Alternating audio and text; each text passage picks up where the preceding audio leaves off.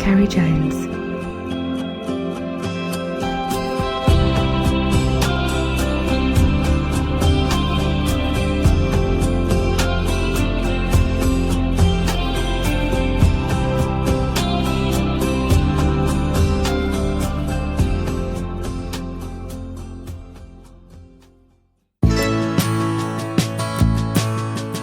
It's great to chat, Davy. It's been quite a long time since we spoke last. Oh, yeah. Probably maybe at least 25, well, I can tell you right now, at least 25 years or more, at least. Do you know what? When I'm going through photographs, I've got photographs everywhere. The picture which I sent you on your birthday recently always comes up. There was a group picture of us, I wasn't in it because I took it, in Cardiff Fly Dressers Guild. That's got to be, in the late 80s or early 90s, I would think. Yeah, I would imagine a lot of the boys there are now gone, you know. You're in Arkensas now then? Yes, I came here to, my ex-wife was American then at the time, you know, and so I was obviously trading a lot of my products, as you well know, like the SLF Dubbing Company and all that, to the US, when I was back and forth there frequently. And actually, I ended up sending that to the Wopsy Fly Company here, which is actually based in my hometown, at the Wopsy Fly, you know, being one of the largest suppliers of fly tying material in the world between them and Hairline, you know. And so that kind of worked out really kind of neat, if that's the way to say it, like, you know. And so anyway, I ended up buying property here in Arkansas, which is kind of known as the natural state in the United States, and it really is, you know, it's very rural, stacks of wildlife and rivers and lakes and that, you name it. You like to hunt and fish, you got everything here pretty much on your doorstep. I'd love to chat to you about the fishing and the area you're in later, but you touched on something then, SLF. Do you know what? I remember the very first time I met you, I was working for Trout Fisherman at the time, and they needed some photographs of you for some feature because you were just coming out with this dubbing called SLF. And do you know what I remember stands in my mind? It was in Monocourt on top of a hill, if I remember right, in Cumberland. Yeah, correct. That's where I used to live, yes. Yeah. And I remember going into your kitchen and you had a big pot of this black sludge, what I thought it was, and you had a big spoon turning it round, and that was when it started. Oh, yeah. That's exactly right, because as you know, back then we had a temporary ban on steel for there, you know, and there really wasn't anything, in my opinion, that was really close enough to duplicate it in a synthetic way. Let's put it to you like that. So I spent hours and hours, God almighty, back there in the late 80s, figuring out how to blend these different synthetic materials that I had got hold of from two companies, that mostly up in the Bradford area where they do a lot of that kind of work, stuff, you know. Right. And I was back and forth there, going up there, looking at the different synthetics and what I thought would work and this, that, and other. Because really what I wanted to do was produce the structure of natural silver, which essentially was three components. You had the guard hair, you had a kind of a middle hair, and you had the really low kind of underfur. And so once I got that, then I set about the process of figuring out how to blend it together in those proportions and all the dyeing process. And then once I got that set up pretty good, well, then eventually I got a premises there in Sebastopol, Pontypool, like, you know, and that's how everything just went big time after that. So I had employees and this, that, and the other, because I'm telling you, you know, it got real big in a pretty hurry, distributed around the world. And so I ended up producing a lot of different, how would you put it, series of that. You know what I'm saying? I produced the Oliver Edwards masterclass that he used for his masterclass book. Then the Dave Whitlock series, a whole bunch of stuff like that, with different combinations of blends for shooting whatever it were, dry flies or salmon flies or anything between. You know that, you know. So I think about that now, you know, the hours and hours I spent figuring all that out before I eventually got a product that could go to the market. And then my friend Alan Bramley, who was, of course, the owner of the Partridge Hook Company, and I was the technical director of Partridge as well also at the time. And, of course, it was only a few hours up from Coolbrand to where the factory was in Redditch. And he instantly said, I'd like to be a distributor for you, which they were, and they did really, really good business for me. There's no doubt about that. So, yeah, I guess, at the end of the day, I kind of made an imprint in the world of fly tying material, and it's still used today. And I know Wopsy still sell a lot of it, and yeah, from there on, And I guess nowadays everything is done with machines. But if I remember right, on that next stage from doing it in your kitchen, they were like strands, and didn't you employ girls just to cut them all up? Yeah, I did. And I told them, and that's exactly right, because it had to be cut to certain lengths of the staple lengths that I got that in to suit what I just said, regarding the structure of seal fur. And ultimately, I had to buy carding machines because the volume got so big. And the carding machines they actually use, you put the product through after you've got it dyed, and that blends all the different combinations of those materials together. And of course, you end up with, at the end of it, the end result, whatever, But, the dubbing industry or business out there today is totally nuts. I mean, it's bloody unbelievable the amount of people who are making dubbing or whatever the case may be, But it wasn't back then, of course, when I did it, it was nothing like that by the market, Gary, I guess you've moved on a lot since then. You probably got 2 pots on the go now. In the factory, I ended up with about 7 or 8 at one time. Wow. Dyeing all different materials to different... There's more to that than people realize. You have to be very consistent in the colors, that you dye. So it has to be exact. The volume of material, the volume of the water, the volume of the mortar, or the dye, shall we say, so it can reproduce exactly the same color time and time after again. There's no use having one, this is a light olive and this one is a dark olive, so to speak. So, albeit they were specific colors. So the original SLF ended up with 48 colors. Yeah. And I used a lot of the dyes from Vineyard, and the reason being is because they were consistent, but they're more specific, So, for example, if you wanted an iron blue dun or a blue dun or whatever it was, then it was the company that historically had got those dyes that produced those shades.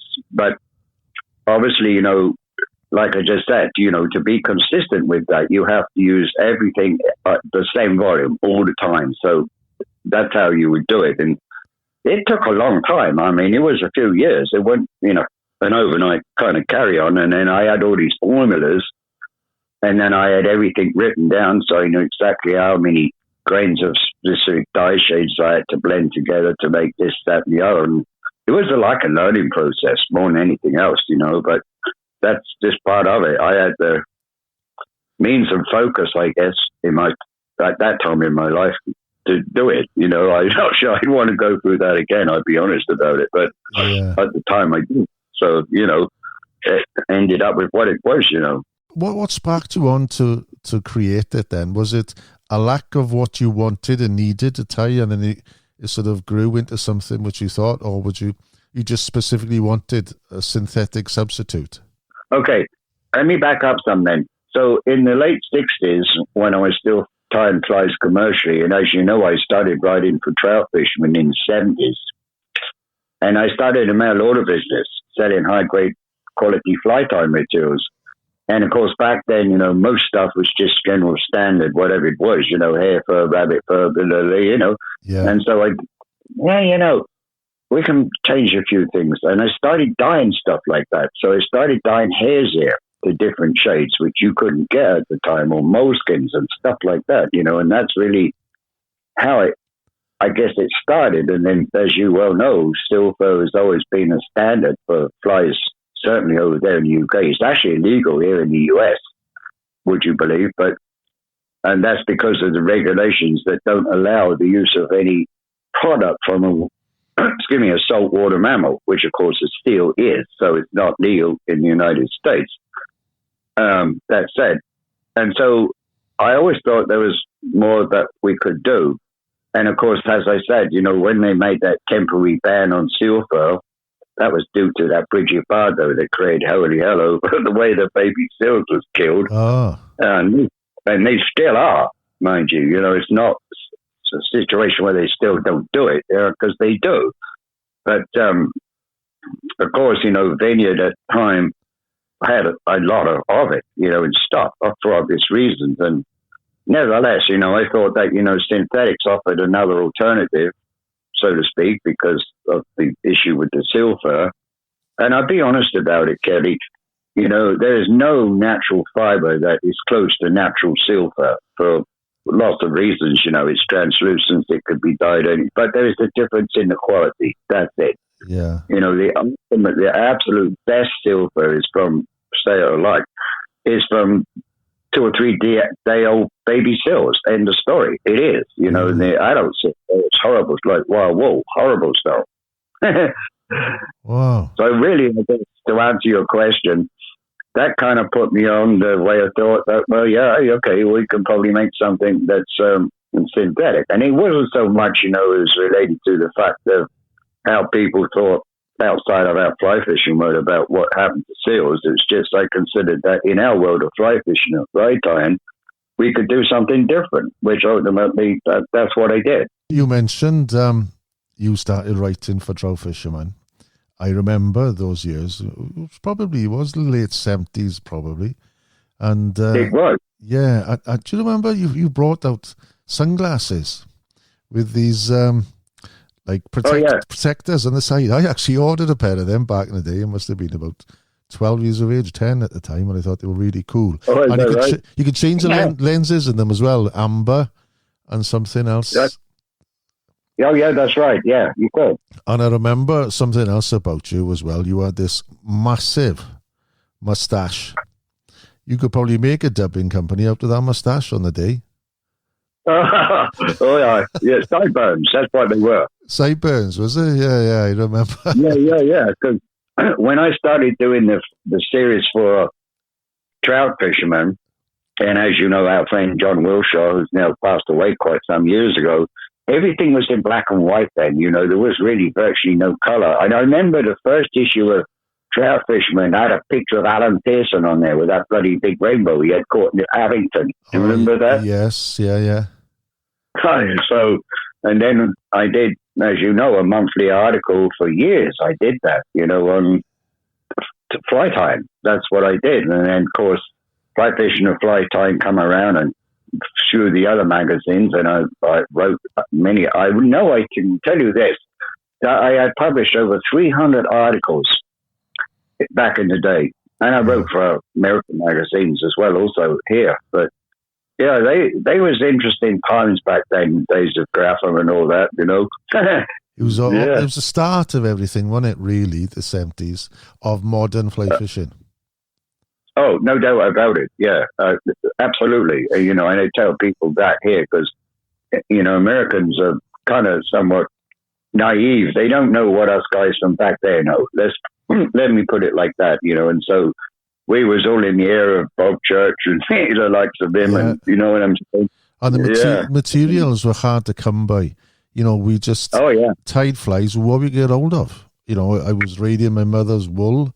I had budgie feathers because we had a budgie, and I did. And I remember you were on a different level. You were sort of opening doors and up in the bar, because I remember that same day I came and you were doing the SLF. I went into your fly tying room, and again it's coming back. You had jars, like old sweet jars in a really old shop, all above your head, and it seemed like you had everything. And it was like, I was in aghast to see how somebody could have so much fly tying materials. Well, back in those times, you had people, of course, Vineyards and Ellis Slater, if you remember him. Yeah, and a few others that were around at the time. And I would get stuff from gamekeepers I knew, that were killing shit for whatever reason.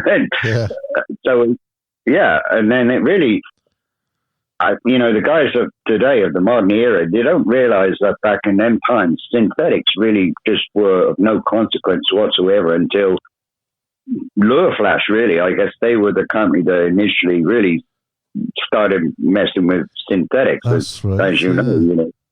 Yeah, and they started buying that stuff in, and this, that, and the other. It kind of changed things a lot by way of fly design and this, that, and the other. But I'd be perfectly honest with you, I still have a total allegiance to flies of the past, what we call the traditional wet flies and that kind of stuff, because that's how I still fish for the most part, and yeah. I just think that part of our fly fishing history is just something else, you know what I'm saying? A lot of them guys back in the 1800s, they figured some pretty amazing stuff out, when you think about it, by fly design or books, publications at that time. It's pretty amazing that they were capable of doing that kind of research. And then, of course, John Goddard, who was a good friend of mine in the 60s, he came out with stillwater fly fishing and trout flies, or something like that. I can't remember the titles of them right now, but nevertheless, that really changed our people's perspective related to what fly fishing was all about. And you're absolutely right that, the era of when Grapham opened up there in the 60s and thereon with the stillwater reservoir scenario, it absolutely, totally changed fly fishing back home there in the UK. No question of a doubt it did, because new techniques come about, new flies come about, and it's pretty amazing. Yeah. Yeah. The patterns on the reservoir scenes now are mostly, a lot of them, apart from the buzzers, is bright coloured, like blobs and fabs and boobies. Oh my God. And, it's like, now this winter, and the plan was for me, was to get back to basics, just for tie-in, the flies which we started with, things like the Sweeney Todd, Ace of Spades, Peter Ross. They were the flies in the day. And absolutely.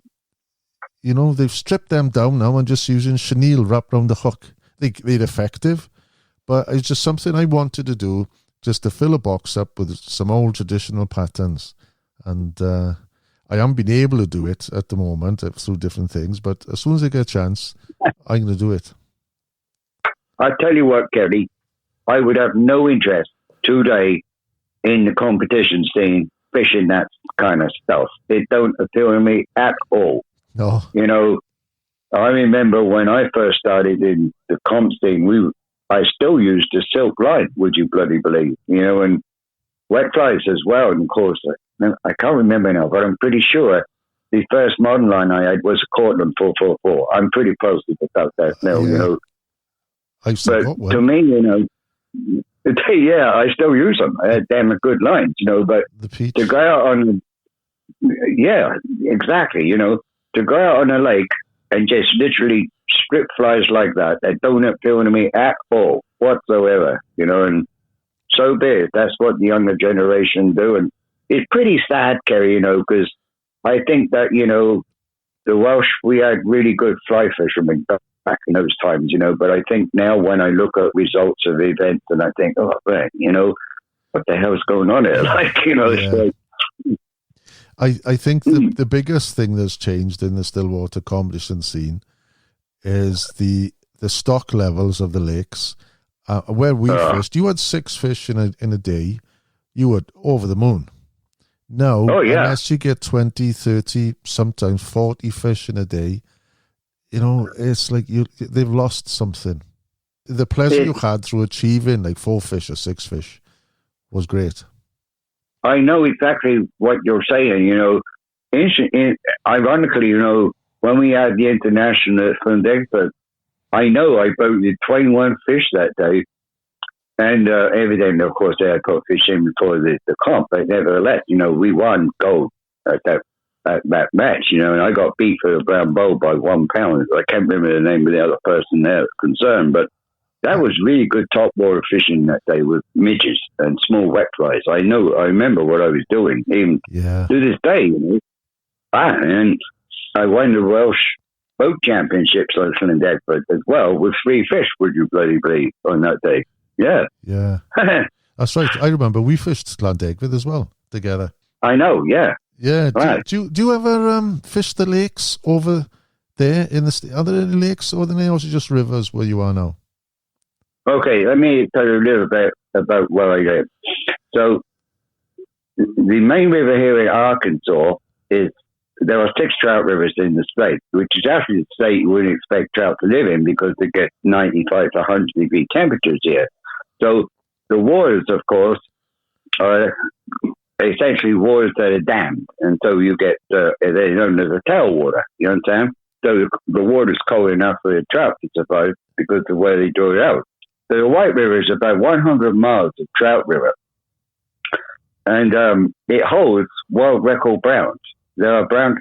Arkansas had the world record at one time. It's 40 pounds 4 ounces, and then I think it recently got a year or so ago by a fish from the Manatee up there, which is north up there in the state of Michigan, by 1 pound or thereabouts, something like that. But this river frequently produces fish of 25 to 35 pounds, but generally not on a fly rod. I'll give you that. Most of those fish are caught in areas where they're allowed to fish bait. So they fish like minnows and sculpins and stuff like that. So that's, pretty much how they catch those really big trophies. But we frequently catch lots of browns that are anywhere, 24, 30 inches on fly rod. And that's an impressive bloody fish. I don't care wherever you are. But I don't have no trout water lakes here. We have warm water lakes. So we have species like, bass, sunfish, that kind of stuff, walleye. And you can catch those guys on flight. So that's a lot of fun also. Yeah. Of course, you don't have to come there, warm water waters like that. So, yeah, essentially, that's what we have here in the state of Arkansas. So that kind of water, So you guide on rivers, yeah, there? I do, yeah. And what is the season there then? There is none. It's the official year. So unlike back home, where there's no flow trips on rivers, so to speak, here in America, that is very commonplace. So you actually float your fishermen in a boat, and you either use a drift boat as such, which is pretty common more out in the western rivers. And here my boat is 22 feet long and is powered by a 20-horse motor, because this is a big river, and you can get some serious water. It could be a minimum flow of like 650 CFS, but they can crank that up to 25,000 CFS. So you're dealing with unbelievable variables in water on a daily basis, depending on what the power demand is for them to release water through the turbines on the dam. Yeah. So what you do every day, you check to see what the prediction for generation is for the next day, and that very much largely determines where you go to fish on any given day, because there's lots of access boat ramp points along the length of the river, and so how can I explain this one to you? You're going to have situations where you're going to get rising water or falling or tail out water, and that does make a difference to how the fish react to the methods and means of fishing. So it's kind of a complicated thing, but it really isn't once you understand it. Let's put it to you like that. And it took me a couple of years to figure all that nonsense out, because it's pretty. There's no river like that in this country, like the White River in Arkansas. It's totally unique to the western rivers, which are not generally tailwaters as such. You know what I'm saying? They're more constant flows of whatever it is at a given time. And they get a little more issues, when they have snowpack melt that comes in, and of course the rivers will get high and all, but their fishing season is relatively short there in western rivers by comparison to us. Maybe May to September, whereas here you've got 12 months of the year. You can go fish every day of the year if you want to do it. It'd be pretty tough now, though, through the winter, I guess, would it? Would you guide now, or do you have a break? Generally, December, January, and February, I don't. That's not to say I won't. And, we don't really get hellish severe winters here, like the northern states do. or out west, I mean, they can get some hellish cold winters and snow and this, that, and the other, and normally I don't know, like it's 60 degrees there today, let's put it like that. So there are times when climatic conditions you think, oh, heck, I ain't going out there in that, it's too bloody cold or wind, whatever. Yeah. I have no desire for that my age anymore, I'll be honest. No, I prefer comfort now, to be honest, as well. I guess I don't believe it. With your tie-in background as well, I suppose you'd be doing plenty of. Do you do demonstrations and shows or clubs or anything during the? Yeah, I do. Yeah, absolutely. Yeah, I get booked to different organisations around the country to do programs, and most of what I do, incidentally, is related to our history. The traditions of wet fly fishing, and it's very little understood over here. I mean, I'm not saying there's people that don't do it, but I can tell you, when I first come here, there was no one had a bloody clue about that. And so I figured some things out which might interest you, and it amount to this, that you can't always wade fish here because of high water situations. So I figured out how we could drift fish and fish wet flies, a team of 3 or 4 flies, this, that, and the other, which can be unbelievably productive. And it catch a lot of big bloody browns at times as well.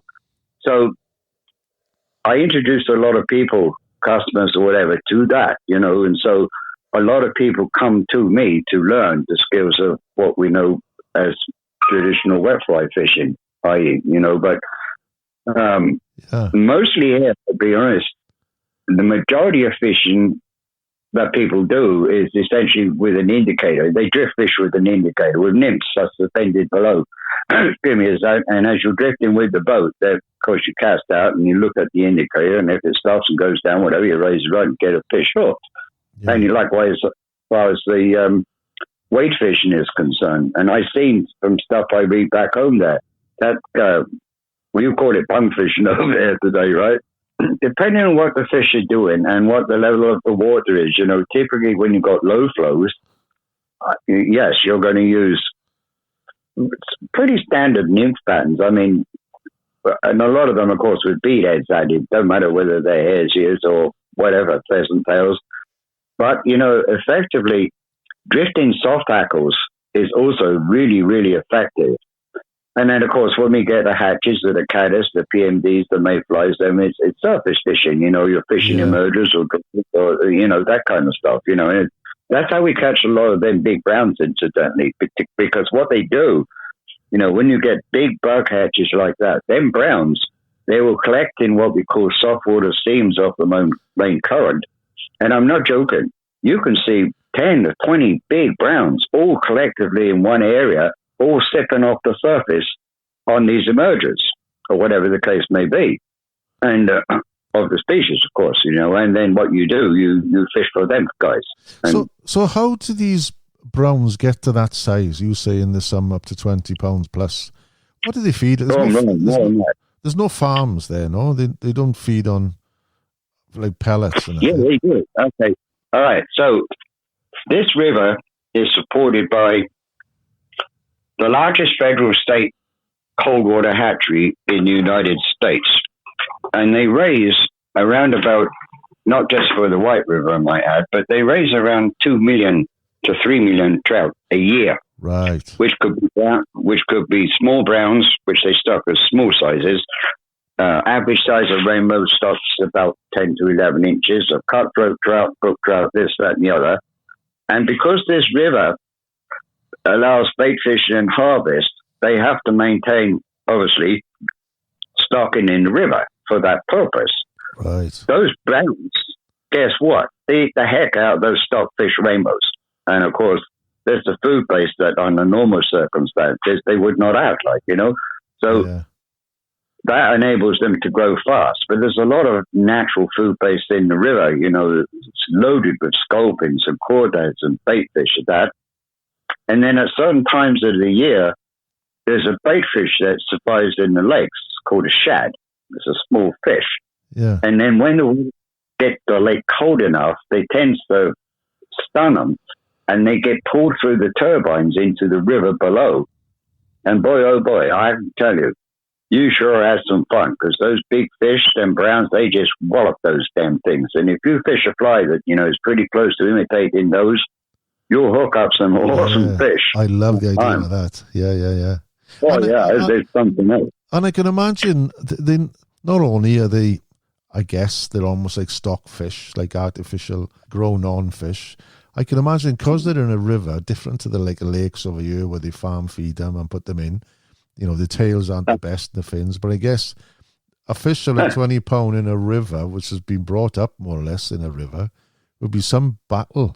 Okay, the record for the rainbow trout in the White River is 18 pounds, something or other.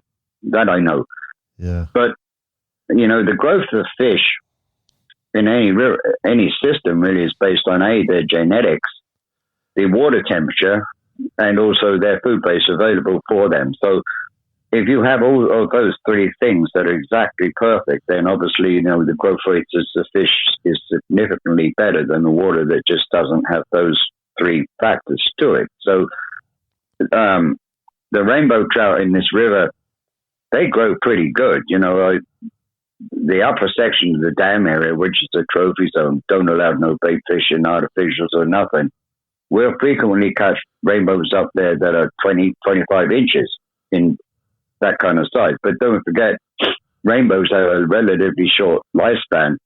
Incidentally, that 40-pound, 4-ounce brown trout was 17 years old. It actually, unfortunately, died by the time they messed around with it and weighed it and all that nonsense. But, yeah, the brown trout will live for a long period of time over and above rainbows. Because I think... Yeah, they're slower growing, aren't they? Yeah. Do they not stock a lot of triploids back home in the lakes there anymore? Oh, everything is triploid now. Browns, rainbows.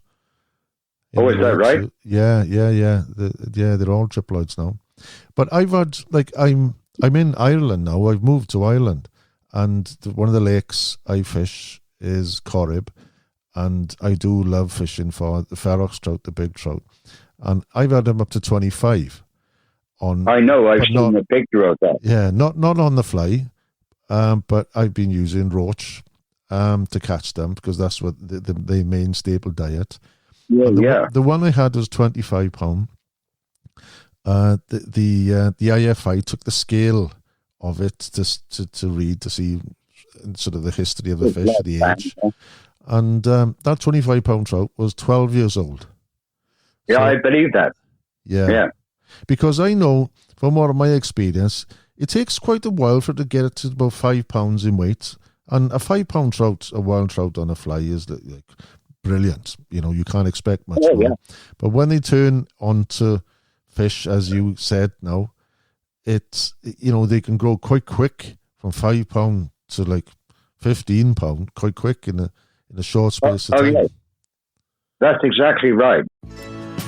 If you're enjoying this podcast and want to listen to more, please consider becoming a patron, where you will get weekly episodes and access to over 200 episodes and exclusive content.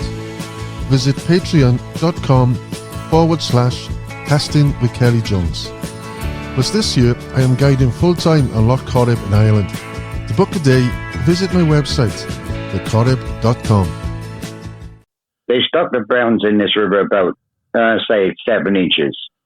Once they reach about 15 to 16 inches, the size of the mouth of a brown trout of that size is pretty enormous. And it's no big deal for them to swallow a bloody crawdad or whatever. And once they get into eating larger food sources like that, you're exactly right. And what we generally find here, once they get above the 18 to 20 inch size, boy, they can put as much as estimated by the Game and Fish Commission, £3 a year in weight on. Yeah, I can imagine, yeah. Yeah, if they got the food, they got it. And I tell you another thing, a lot of the boat ramps people, when they done their day fishing, they clean their fish, they got them out and they, whatever, skin them off or what, they throw that crap in the river. And guess what? Them brown trouts, they eat the crap out of that stuff. You see them swimming around with fish guts in their mouth. No, I'm serious. You do. Yeah. I've actually seen carp do that on a local res a few years ago. We were trout fishing, and the guy who was with me, Jason, he got the fish on the side. He said, "Oh, I'm going to clean it now," he said. So he cleaned 1 or 2 fish, and he threw them in the sides. All of a sudden, we were there talking. All of a sudden, it was a big boil of a commotion. And it was a carp. You know, it was a 15 to 20 pound carp. And before you knew it, there's about 3 or 4 of them in the margins, feeding on the guts of the trout. I believe that. Yeah. I know. They're an omnivorous species of fish, and there's nothing they won't eat. I know that to be a fact. I know. Yeah. Well, that's like them browns, you know. When the bait guides come in, they clean their fish. Well, here comes the bloody browns. And I tell you another thing. When the truck comes down and turfs out a load of stockers in the river, it don't take long before you see all these brown trout all of a sudden appear and start waffling on them. I know. So tell me, how did it all start for you as a young lad? I get you were south of England. You were originally from, was it? My mother was Welsh and my father was English, and so my historical family actually moved from Wales to North Devonshire and had farms there. Oh, and so one of my relatives, which was my mother's sister's husband, he had a big dairy farm there, and the River Torridge came through part of that property. And so there used to be, how it started, is this way explaining one to you. There used to be this old boy, I don't remember his name, of course, but he would come there and he'd fish for these little browns, you know. This time, you know, of course, me being where I was like being out there messing around in the fields and the woods and all, and I was watching him, you know, this, that, and the other. And I had caught fish out there fishing worms when I was a little kid. And he was the first person I ever saw fly fishing. And that's what got me interested. And I got to know him and talk to him. And of course, he was fishing wet flies, as you would imagine back then. And he was the one that first put a fly rod in my hand and kind of showed me how to go about doing it. And I never forget, Gary, the first little brown I caught was on an Alexander. I never forget that. Wow. And so when I was in school, my games master, he was from Scotland, and his father had been a fly fisherman and died. And he knew I loved fishing. And he gave me the fly tying materials that his father had had. And along with it was the book of W.C. Stewart, which was written in the early 1800s. He was a famous fly fisherman in his day, you know.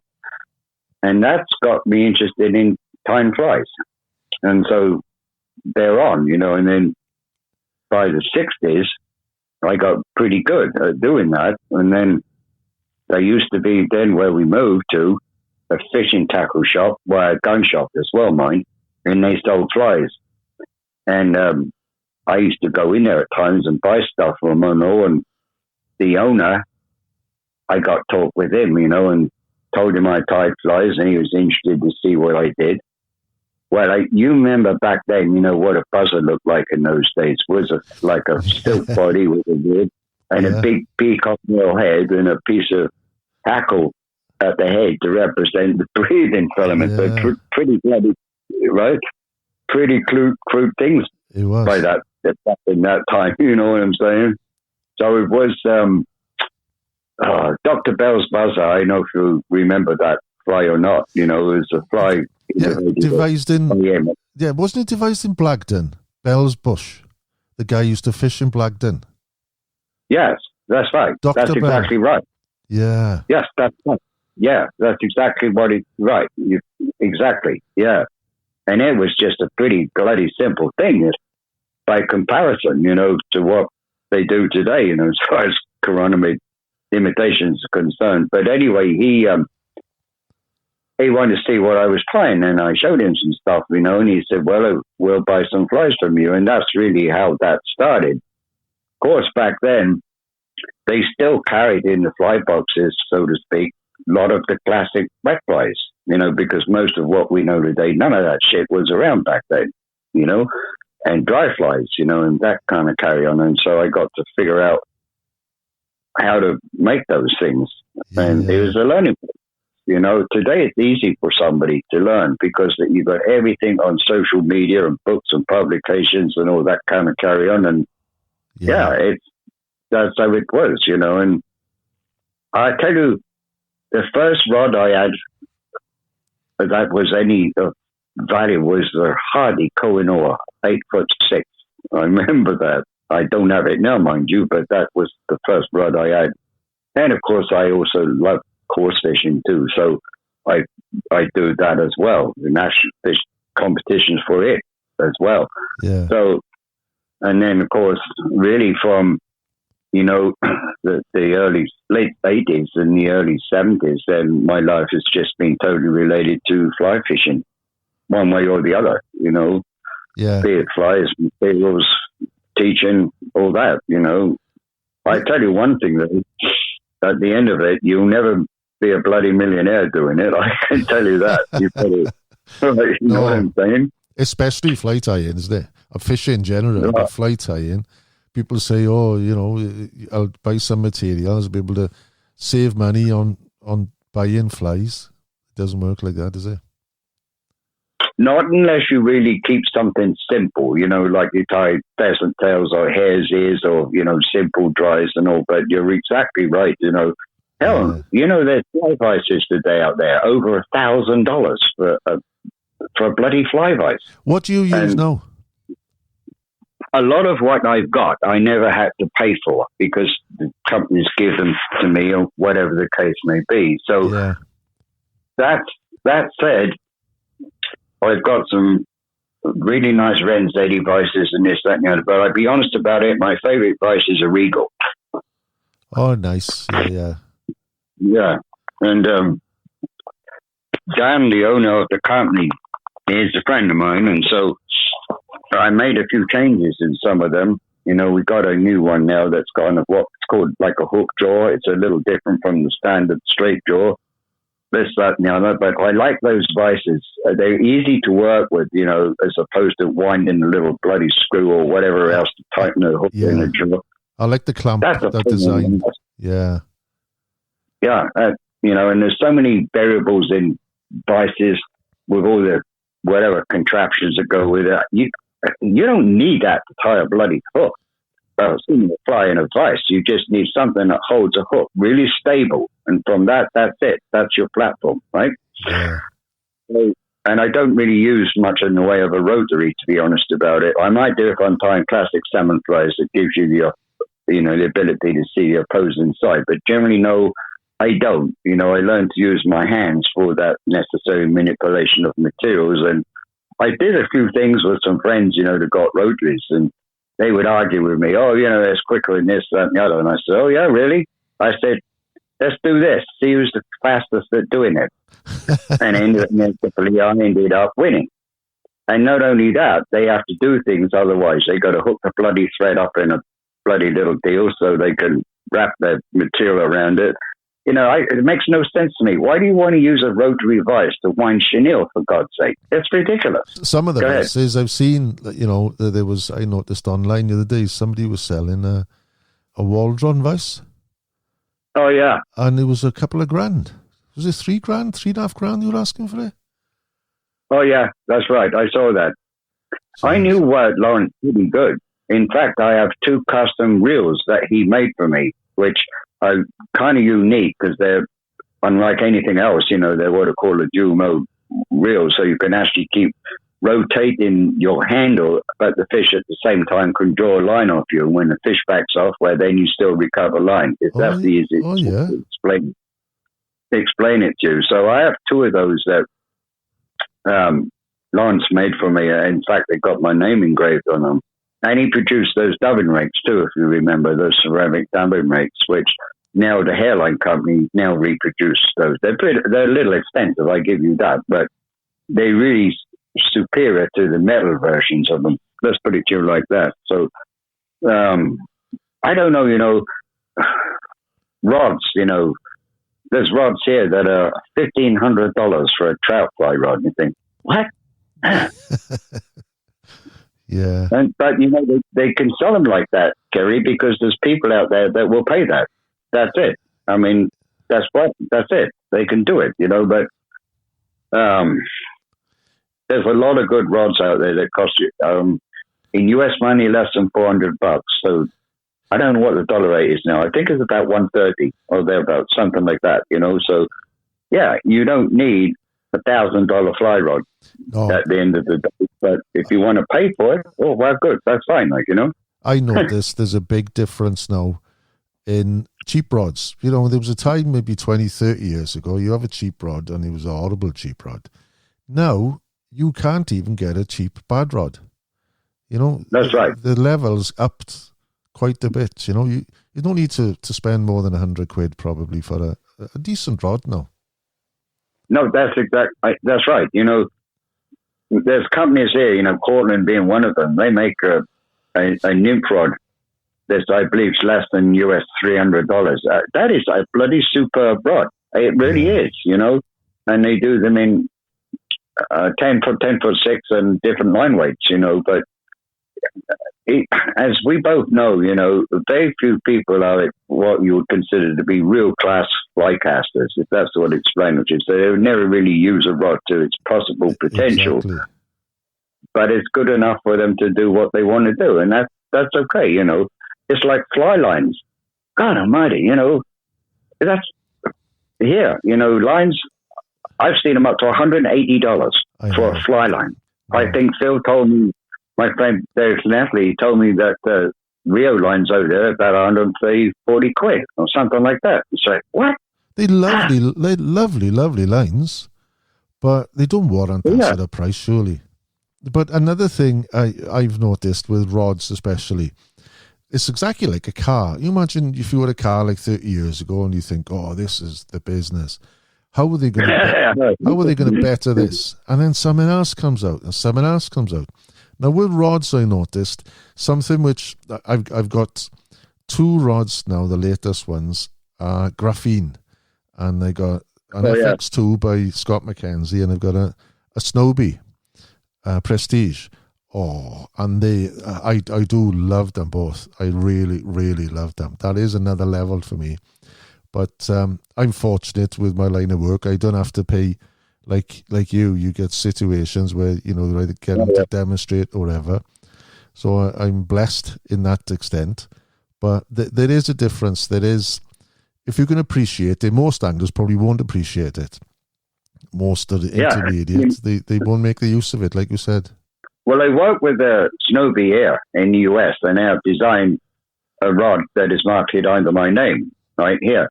But you're exactly right. The Prestige series of rods they've got are bloody awesome. I mean, they really are, and I've got them in the 10 and the 11 foots in different weights as well, and I think they're a bloody awesome rod. I really do. And I also prefer to use the Snowbie lines as well. That's another thing.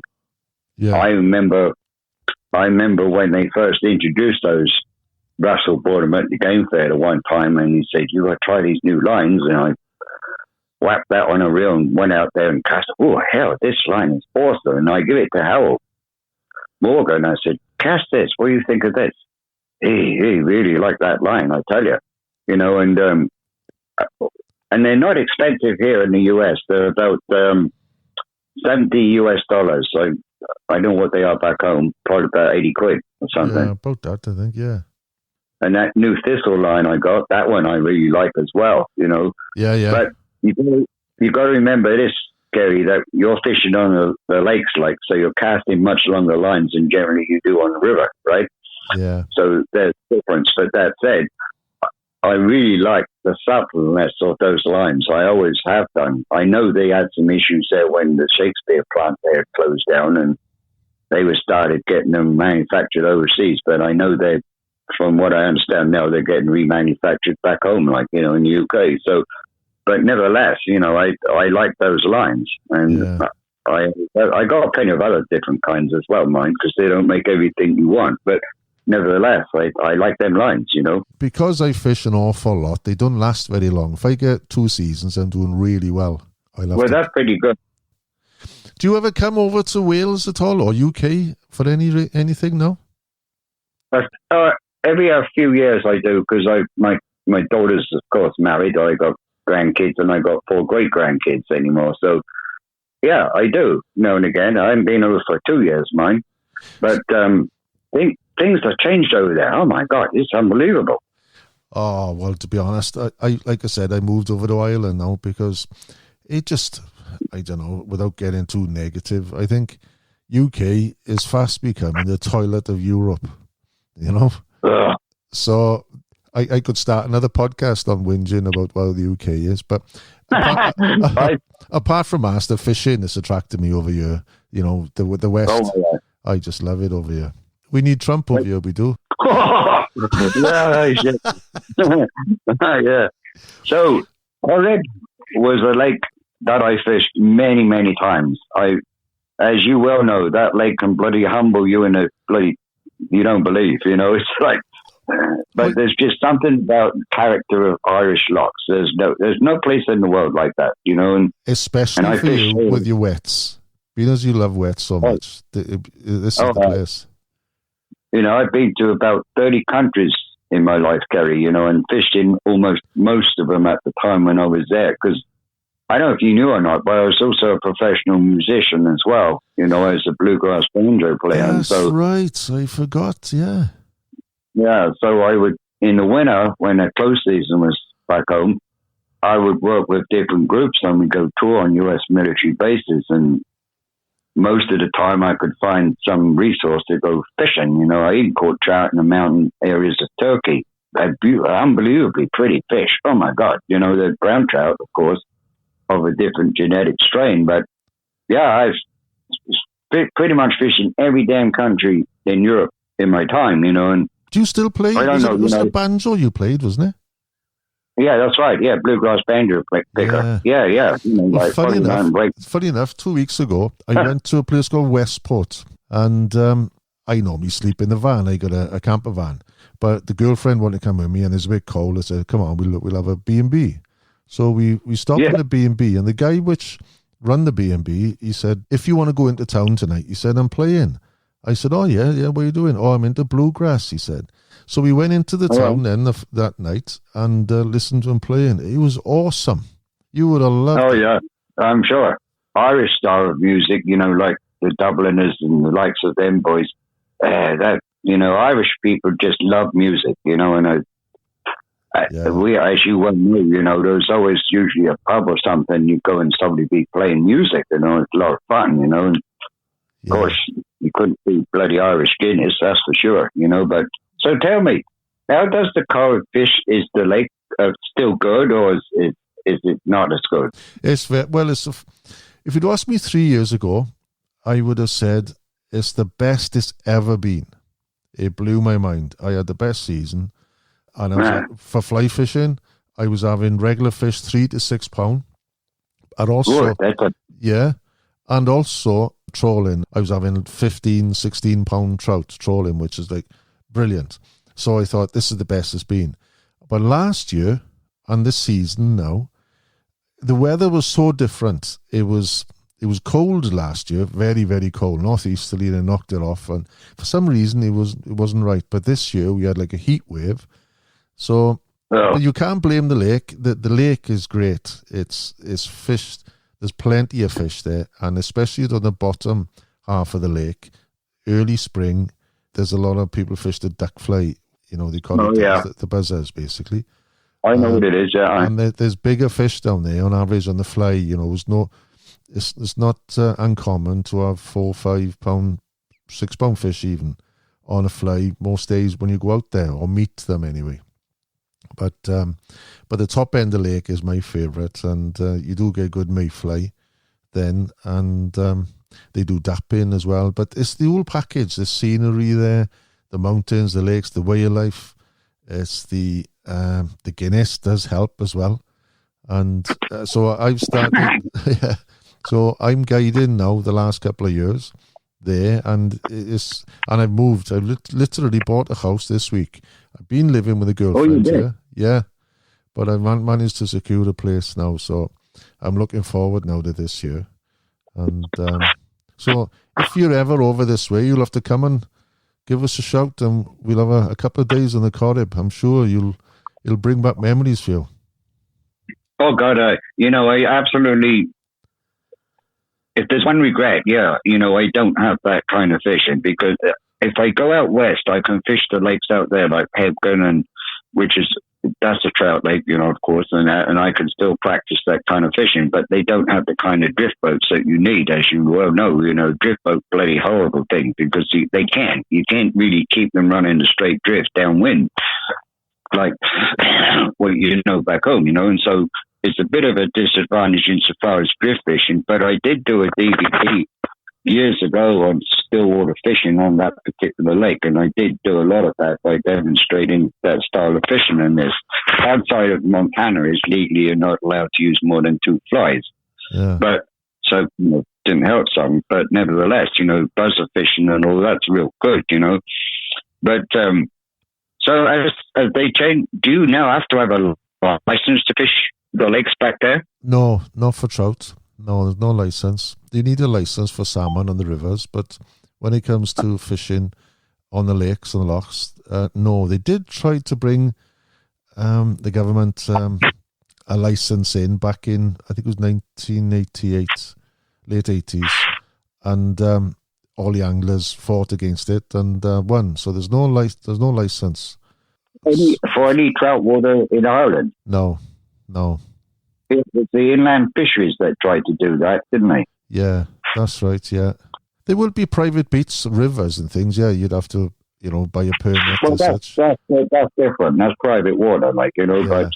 But general public water. See, here in the US, there really isn't that, how can I explain this one to you? There is a difference. So here in the US, you buy a state license, okay? So that would include, there's different kinds of licenses, but generally, say in my state, you get a license, which is your hunting and fishing license. And once you reach 65 years of age, you have a permanent license for the rest of your life. You don't have to pay no more. But you still got the issues of right parent ownership as far as general access. My river's different because it's controlled by the Corps of Engineers. It's not private right parent access to the river, but other states also have the same. There's public accessible water, but there's also private water. Now, you can float through it and fish, but you cannot get out that boat and fish off the back. That's the way it's, because you would be prosecuted for trespass. Let's put it to you like that. So there's a lot of kind of different issues there. But as you know, back home, clubs or associations would lease sections of the river, like on the Oscar, I fished all the time. And I think Americans are under the misconception that you just can't go fishing in the UK, and that's not true, as you will know. I tell them, I say, heck yeah, there is. I said, there's plenty of access on the rivers. You just got to obviously pay a day permit or whatever, and it ain't that expensive, as you will know, But they don't kind of figure that, because they think they're orientated toward the English chalk streams all the time. And I try to tell them that's nothing. That's 5% of the trout water in the country, right? You've got tons of water. You can fly fish in the UK. No question about it. You just got to know how to go about doing it to get your access to legally do it. I think chalk streams are lovely, you can say, down the south of England, and a lot of it's all manicured, and it's artificial, it is, isn't it? If you want proper good fishing, to be honest, Wales have got some of the best trout fishing in the UK. Oh, yeah, no doubt about it. I told you, John Goddard was a good friend of mine, and he had private beats, on the chalk streams, and of course I could go fish there. And there is something magical about those kind of waters. I give you that. They're pretty, they're slow flowing. You've got all that ranunculus weed in them, and you tight fishing for the fish, and that, and there's kind of something about that, But, I know there's still access to some of those waters for the public if you want to pay whatever the cost is to do it, I guess, whatever it is, But that's like what I tell my friends here, or people that write and ask me questions or post on something about going to the UK to fishing. It don't really cost much money. No. The average cost of a guide trip here in America on the river for 2 people is going to be somewhere between $500 to $650 a day. Yeah. And then you've got the travel expenses. Well, unless you fish a talk stream, as you will know, you sure as hell ain't paying that kind of money to go and get access to fish on the river back home. No. That's nothing included. A lot of waters, I know. good waters in Wales are run by clubs, and you can probably get it for under 20 quid. I know. Yeah. Ceri, I have a question. Yeah. When you're trawling for those fish, at what depth are you averaging to fish? Well, I've done a couple of podcasts on this, right? But basically, I have found whether or not you're fishing in 15 foot of water or 100 foot of water, the taking zone is always around about 20 to 25. That's interesting. Because, right, that's why it's difficult to fly fish for these big, the ferox, even though, you could represent a perch or a roach to a certain extent. You can't get that fly continuously at that depth all the time. So I think they're loners, they're down deep, and they're deep, as deep as maybe 80 foot, 100 foot, maybe, they're on their own. But when they want to come to feed, they're in the shallows, or they're coming up to the shallows to where the roach are, where the bait is. Yeah, I got that. So instead of having a gradual slope going up to the shallows, they like to be near drop-offs. So on the Corrib, as you probably remember, you'll get like big expanse of water, 20 foot, 30 foot, and then there'll be like a drop, like a quarry face, you can say, almost down. Oh, yeah. So once you find those marks, they don't like to travel fast. So they'll be in the deep water, and then when they want to eat, they come up, take, and down. So that's the basic, what I've learned of it. Because there's different ridges, there's different areas with wind direction, and I much prefer when I'm trolling to be on the oars. 99% of anyone that does troll, they're on the engine. And I've had one or two fish, but you'll have a lot more fish on the oars. They are so fun. So you don't use a trolling? You're not using a trolling mover? No. I just got... there's a lot of myth out there. People think I'm using these different scientific gear, fish finders. I don't. I got 2 spinning rods, 10 foot 6 spinning rods, 2 Shimano reels, 20-pound nylon, and the roach. But the secret is how much you put a little bit of weight on, but it's how there's different ways of fishing the roach. Sometimes a trout will want a roach which is active and just swimming and the tail is going, and other times he'll want it to be wounded. And if you imagine, it's almost like a corkscrew when you're rowing, and so sometimes it wants wounded. And the best way I find is if you get a big rolling wave. I love big waves. If you're rowing with the wind, then the rods are out, and the action then of the bait behind is free, and you can really work that bait, And yeah, I understand exactly what you're saying. It's I can tell you. Have you never used artificials like Rapalas and stuff like that? Very little. I have done, but I haven't got a lot of confidence with them. Have you? Yes, because I can tell you, one way that you can get those big fish or whack you is to use Rapalas of different kinds, because they do different things, in the water. They sink and draw, or they wobble, or whichever the case may be. Yeah. But that, I can tell you, that is one way that you're now some of those really big trophy browns by using Rapalas as opposed to, bait in that sense of the word. So I was just interested whether or not you got into using those, because they were very effective for the big browns here, I can tell you. Yeah. What I found is when I'm fishing for the big fish, fresh roach is key. There's no point having some of these ones you buy in a shop, they blast frozen and the red fins turn grey and they don't last. So the hardest thing I find is getting the good bait to start with. Usually I try and catch them myself the same day or the day before.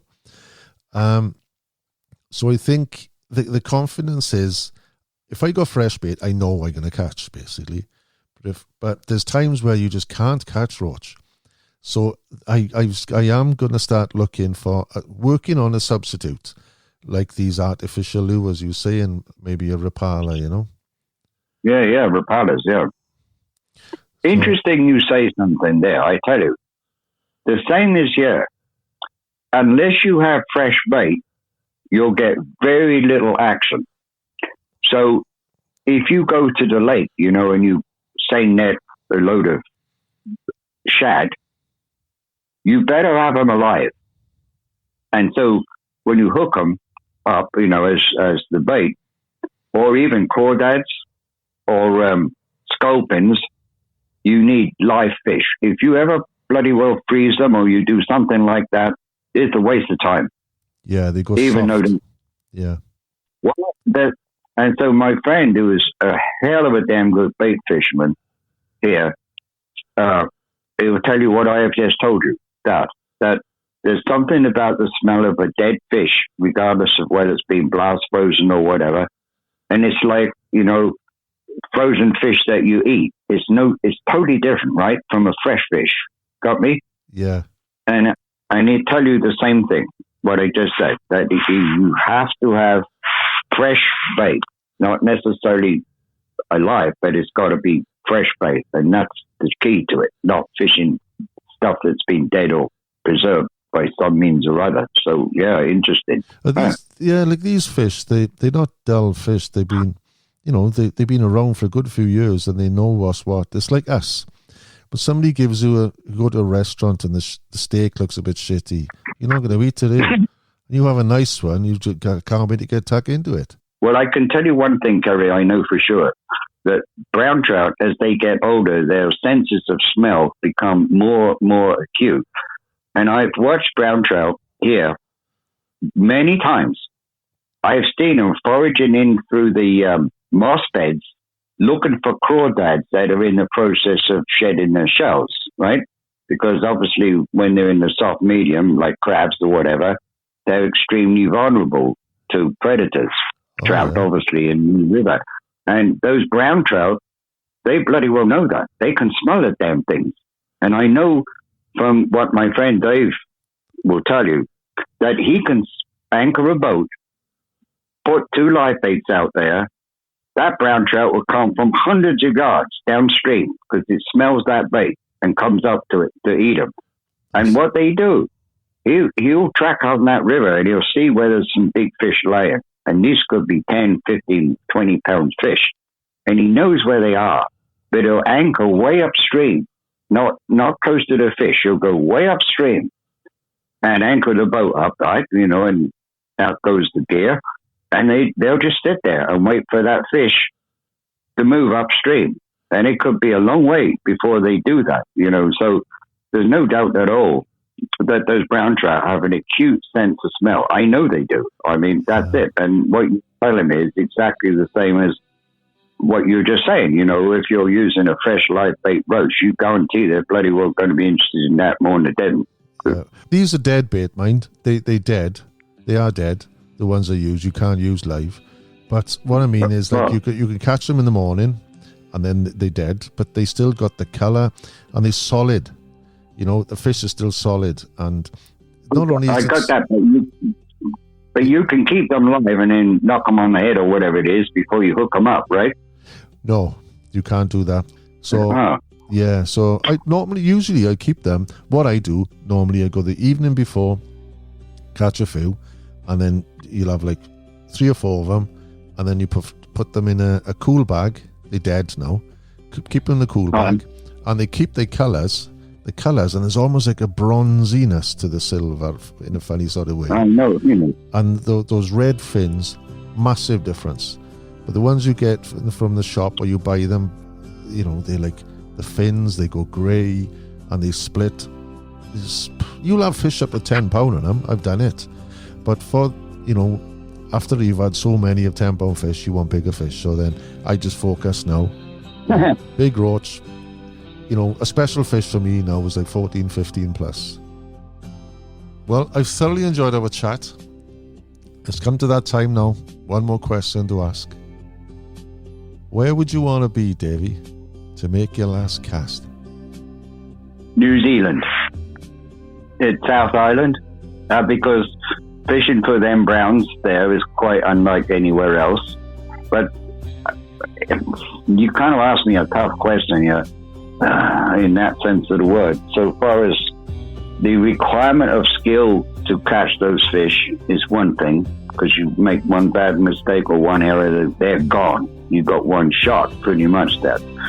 But to be honest about it, I guess I would tell you to fish out on the lake, be it Corrib or Mask or Coney, that, because I really do miss that. And so I guess the last day of my life, if I had a choice, yeah, I'd say maybe a day on the Corrib when things was good and the fish was active. And I think there's nothing quite like loughstyle fishing, which here people really have no knowledge of, and they can't really do it, to be honest about it, in most places. But there's just something magic about fishing a team of flies and drawing a fish up to the dropper or whatever. There's nothing quite like that, I don't think.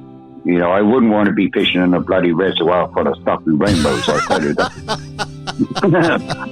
No. Right. Great to speak with you again. Take care. I will. You too, my friend. Bye, Davy. Bye-bye now. Bye-bye. If you've enjoyed this podcast and want to listen to more, please consider becoming a patron, where you'll get weekly podcasts and access to over 200 episodes, behind-the-scenes photography to go with each episode, plus other exclusive content and prizes.